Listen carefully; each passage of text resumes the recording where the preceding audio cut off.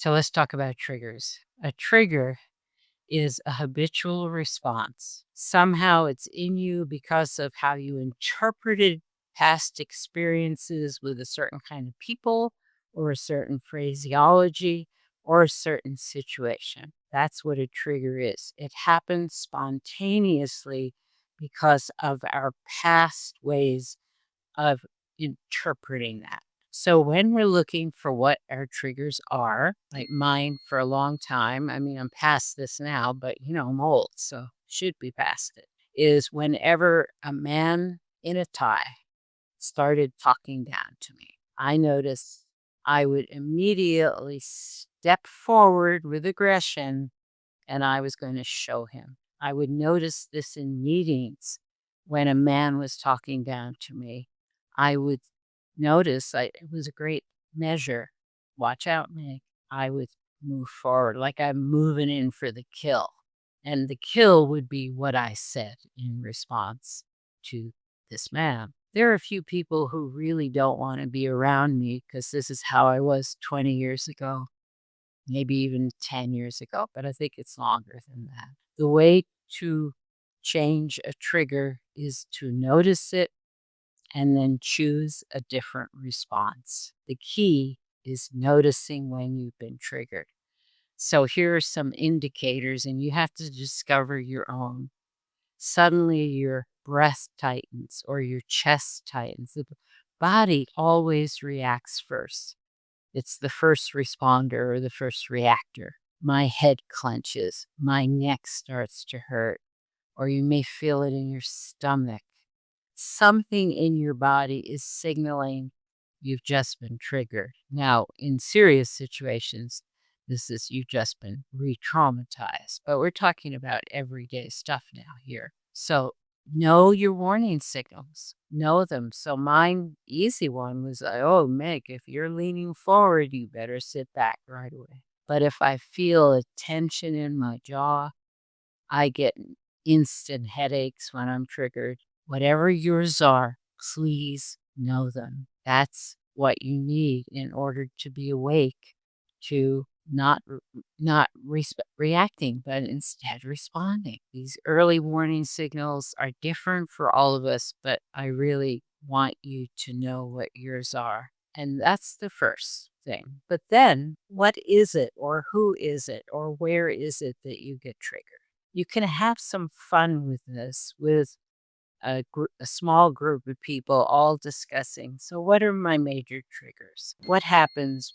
I'm going back to mine now. When I hear the phrase, those people, instantly I'm on alert. Or when I hear a phrase that is completely wrong, such as, oh, this is not a big deal.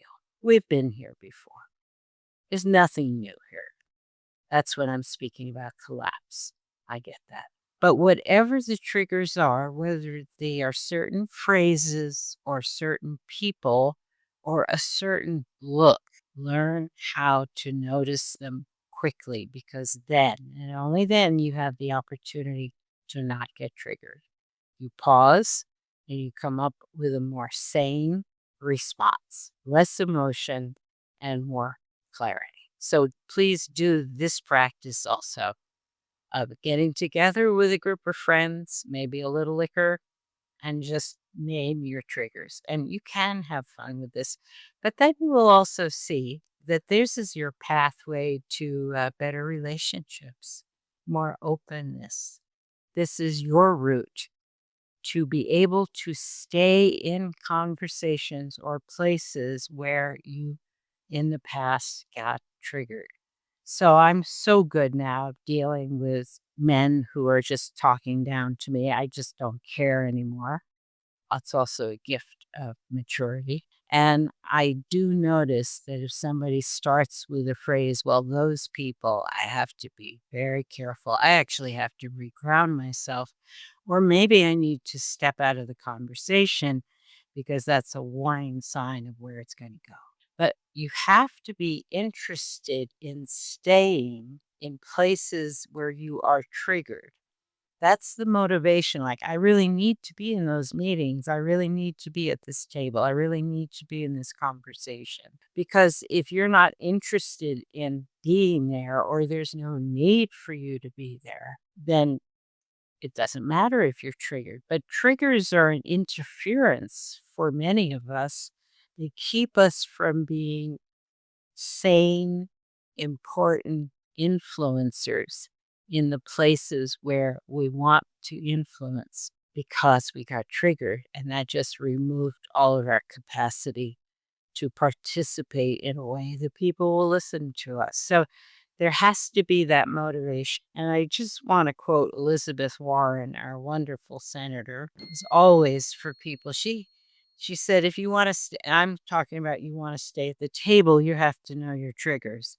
And she said, if you're not at the table, you're on the menu. So think carefully about where you need to be to represent the people and causes that you are championing, and then work with your triggers. They're just habits of perception. Learn how to be in that situation without becoming an emotional, intense mess or messing up the situation because you had no control of your emotions.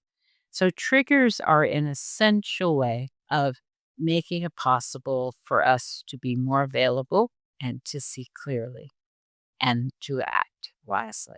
This practice has to go on now for quite a while because we all have lots of triggers.